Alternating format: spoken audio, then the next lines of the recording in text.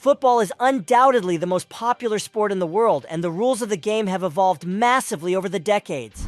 Initially, there were no standard rules, but instead many variations of laws, depending on where it was being played.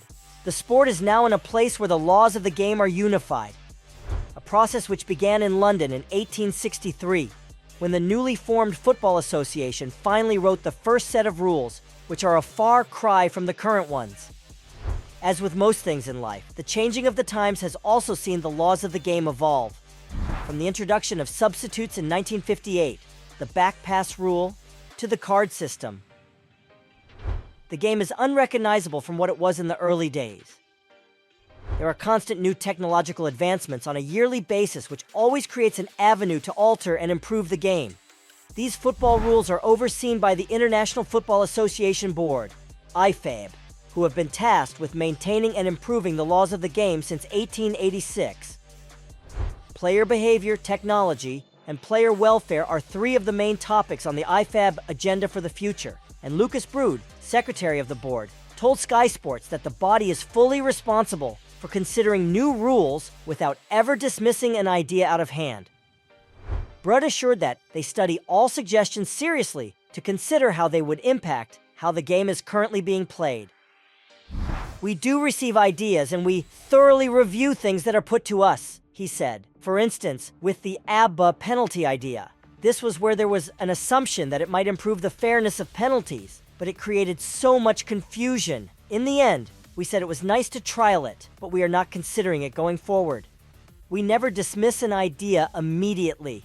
We always check it against what is already in the laws of the game and whether the laws of the game could potentially be improved in this area, or whether there is a certain interpretation that can be applied, or whether a certain addition of what is in the laws can be brought in order to embrace that idea as well. Over the last decade or so, goal line technology, video assistant referee, and semi-automated offside have been introduced into the game, and there will surely be more of those in terms of improving fairness. Now, the maximum number of substitutes allowed in a game has also increased from 3 to 5, as necessitated by the relentless schedule following the global pandemic. While some of these rules are here to stay, others have come and gone, including the ABBA penalty format and the golden goal. The latter was scrapped when it appeared teams were playing not to lose rather than going for the winning goal. Hence, penalty shootouts returned as the accepted tiebreaker after Euro 2004. In this video, we will be taking you through some new football rules that could exist and completely change the game over the coming years. Sin bins for dissent. The sin bin idea, as inspired by the rules of rugby, has been in the works for a number of years and could finally see the light very soon. The Irish FA proposed the idea to IFAB as far back as 2009, but it was rejected several times. The sin bin aims to curb dissent towards the match officials from players and technical staff as a means to reduce the overreaction to decisions and maintain respect for the referee. Player behavior has become an increasingly major topic as the introduction of VAR brought more spotlight on refereeing decisions or indecisions. During the 2022-23 Premier League season alone, 15 of the 20 clubs were fined at least once for failing to control their players while protesting at officials. There was also the case of Jurgen Klopp clashing with referee Paul Tierney following Liverpool's dramatic 4-3 win over Tottenham in April 2023, while Alexander Mitrovic was banned for 8 games after pushing referee Chris Kavanagh during Fulham's FA Cup quarter-final against Manchester United in March. To combat these growing misdemeanors and protect the integrity of referees, the FA introduced temporary dismissals across all levels of English football from the start of the 2020-20 season to punish dissent made towards match officials. The sin bins would also curb time wasting and tactical fouls, as a 10-minute ban for a yellow card would speed up the games and greatly improve the sport as a whole. Players would be deterred from unsportsmanlike conduct and committing silly fouls should the punishment become a temporary player advantage for the opponents. The 6-second goalkeeper rule. The 6-second rule is not well known, but it was created to refrain goalkeepers from holding onto the ball for too long. In the past, goalkeepers would often employ ingenious tactics to run down the clock and frustrate opponents and spectators. This rule was then implemented in the early 1990s in a bid to keep the action alive and ensure fairness in games. It stipulates that once a goalkeeper controls the ball with their hands, they must release it back into play within precisely 6 seconds. However, it is almost never enforced at the highest levels of the sport, as referees struggle to implement this law without suffering a barrage of complaints, or even wasting more time themselves. The evolution of modern-day football has also seen keepers become a key component of their team's passing game, which means they spend more time with the ball at their feet than in previous years. All in all, referees need to use their discretion in a scenario where a goalkeeper is handling the ball. It is up to them to determine if the keeper's time on the ball is impacting their team's play. The ruling body can also tweak this rule to allow more leeway for the keepers while increasing the punishment for defaulters. The last man rule. When a player commits a foul on an attacker who is clean through on goal, the denial of an obvious goal-scoring opportunity is punished with a red card. However, if this happens inside the box, then a penalty is given alongside the expulsion. This means that the affected team has to deal with the dismissal of a player as well as a penalty kick against them. A double punishment that changes the course of the entire game. We think that is a bit too harsh, and the appropriate sanction should only be a penalty, making the sending off only mandatory when the guilty player has already been on a yellow card. This way, conceding a penalty does not have to effectively spell the end of the match for a team, while a player who concedes a penalty and gets sent off would be receiving a worthy punishment. Hopefully, IFAB will take these rule adjustments on board in the coming years. 60-minute matches. While a lot can happen during the 90 minutes of a football match, a lot less can also happen in less than 90 minutes.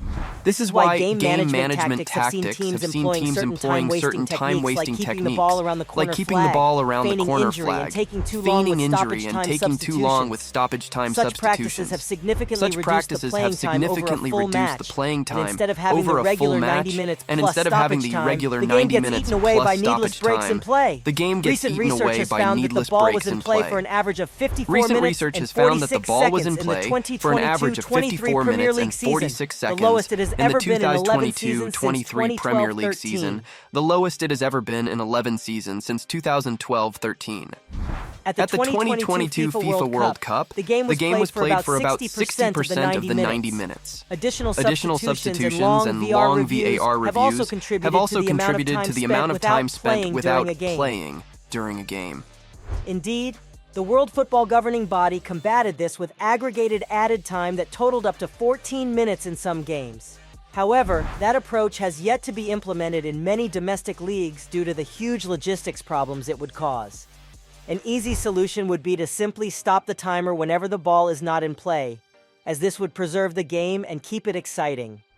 Fans would also benefit from the proper amount of intense action and get their money's worth while the game would be enriched by the reduction in unsportsmanlike conduct and time wasting.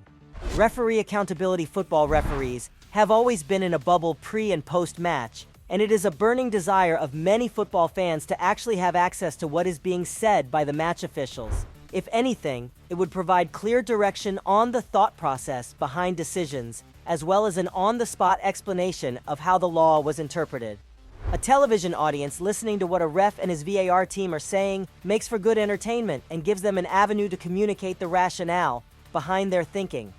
This system is already in use in other sports, including rugby and tennis, while the use of the audio recordings from controversial VAR reviews are gradually being released to the public.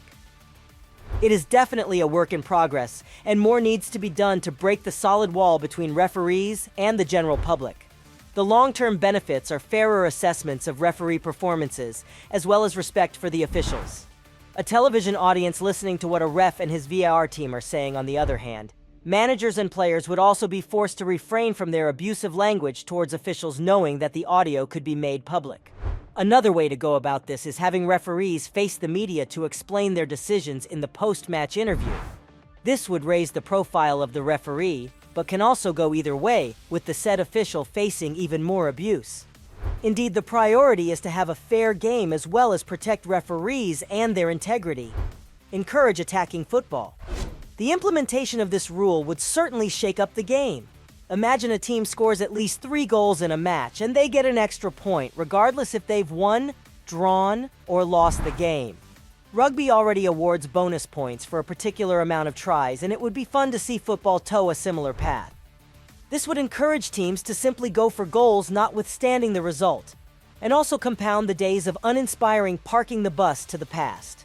Although this would not be favorable to lesser teams close to the bottom of the standings that rarely score 3 times in a single game. How exciting would title races and relegation fights turn out to be if this rule existed? The future of the sport would greatly benefit from a more positive approach to every match. Regulate goalkeeping gloves. An understated yet vital suggestion would have to be limiting the size of the goalkeeper's gloves.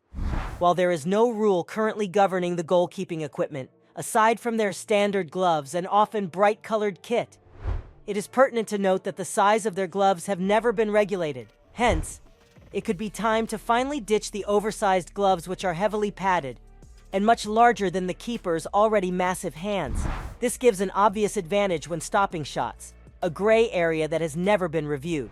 Reducing the keeper's glove size not only makes it fair given outfield players also wear fitted boots that are as light as playing with bare feet. It would also significantly increase the goal-scoring rate without affecting too much elsewhere.